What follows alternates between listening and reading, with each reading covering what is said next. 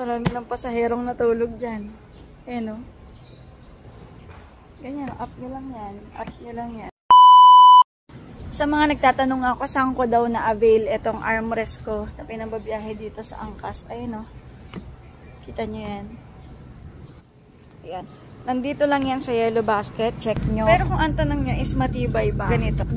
Though may kasama na siyang ganito.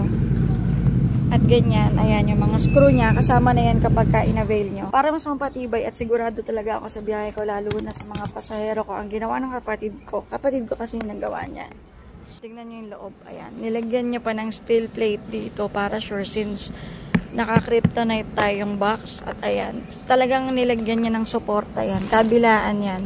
Ito hindi ko pa ito napapaputol, pero kung makakahanap kayo ng screw or nut na medyo maigsi, yan. Paiksian nyo na lang. Pero yan, ito may suporta yan sa loob. So, safe na safe yan dito. Kahit ganyan. Medyo malambot siya. Oo, dahil ito malambot talaga to eh. Oh. Yan, malambot talaga to. Pero ito, sure yan sa loob kasi nakita nyo nga, diba?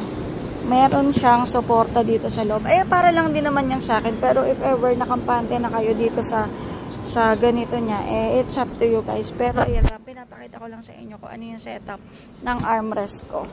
So, ayan lang. If ever na patripan nyo, ayan, nandito lang yan sa yellow basket. Effective yan, guys. Halos 1 year na rin ata to, 2 years. Tama, hindi, 1 year na pala, 1.5 years. Marami ng pasaherong natulog dyan. Ayan o.